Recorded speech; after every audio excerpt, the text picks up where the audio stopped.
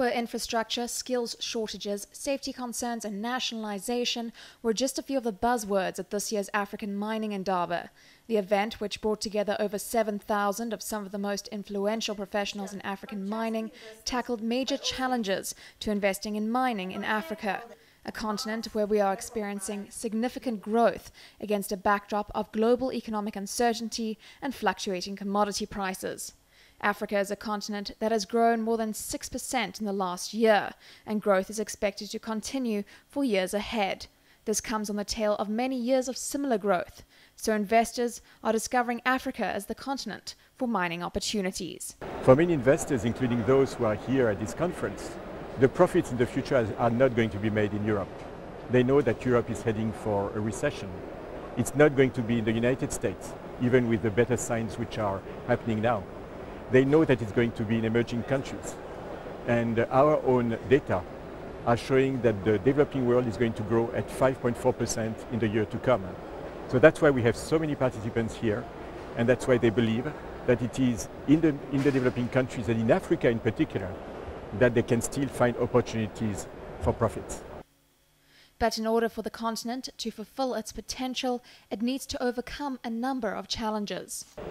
If only the environment was better in some of the countries which hold the potential, the miners will be there tomorrow. So it's a huge potential in those countries, and with the stabilization of the regimes, legislative, land and others, this is a set of countries that is going to attract a lot more private investors. South Africa's Minister of Mineral Resources, Susan Shabangu, announced a number of sweeping changes to South Africa's mining environment, as well as addressing some of the concerns around the nationalisation debate. Look, the nationalisation debate has been hanging around South Africa for a good deal of time now. And unfortunately, it's been causing investors to actually want to stand on the sidelines about investing in the mining sector within South Africa. The main problem is policy uncertainty. When people don't know whether they will still be able to hold the same shares and the same rights that they had a year before, they're not going to put in money. And the mining industry is capital intensive. People are not going to put in billions when they're not sure they can be able to get a return on that. So that's the most important thing. It's not so much the specificity of the policies, but the uncertainty. One of the suggestions for South Africa's mining industry has been a 50% resource rent tax, something that is new to the country but has been tried elsewhere, like Australia, where it received much resistance. A resource rent tax is actually a profit-based tax. And what that means is actually it's probably a more efficient tax for the sector, because if prices go up and profits go up, that's what's taxed. If prices go down and therefore profits go down, then there may in fact be no tax at all in those particular years. And the reason why it's more efficient is that mines only stay open to the extent that they remain cash positive. They're generating positive cash flow. No mine wants to work just to pay royalties. A resource rent tax, which is actually based on profits, is actually much more efficient in that at the end of a mine life it may pay no further taxes, the mine stays open longer, employment's there for longer. So in terms of a tax reform measure, it can actually be a very efficient way, and generally something that the industry would be in favour of. What the industry would be more concerned about is what rate that tax is actually levied at, and clearly there's uncertainty as to what that might be going forward. So while the industry might be in favour of a more efficient tax system, what they'd be concerned about is how much extra tax impost might come as part of that system. And it's that uncertainty which needs to be clarified relatively quickly if it's not to affect investment in South Africa.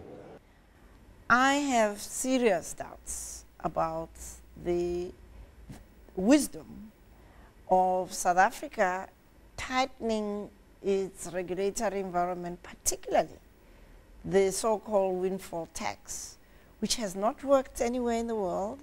And remember, South Africa missed out on the mining boom, commodities boom of earlier years, and we underperformed the rest of the world despite having the largest deposits of minerals.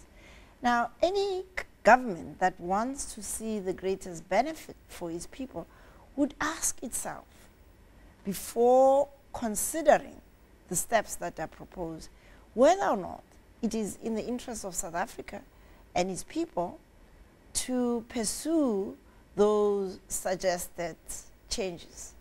Because if we do, we simply make ourselves even more unattractive. And therefore, we will simply be passed by. It's not like in the 60s and 70s where there were very few mining destinations in the world. More and more discoveries are made everywhere else. And so South Africa can cut its nose to spite its face. Unfortunately, the people doing the cutting are not the ones who are going to suffer the consequences. We have an economy that is growing at a very mediocre pace. We've got huge unemployment. We cannot afford to undermine investor confidence in an industry that has the potential to create huge multiplier effects within our economy. While there is still clearly a lot that needs to be done to ensure investor confidence, one thing is certain: the future on the continent is bright. I see an Africa which is becoming the dominant continent where people want to invest. I see an Africa where people will want to invest, and that's why there are so many today in this conference. I see also a number of leaders who are taking responsibility for the future of their countries and want to make sure that the environment in which investors invest is conducive for those investments.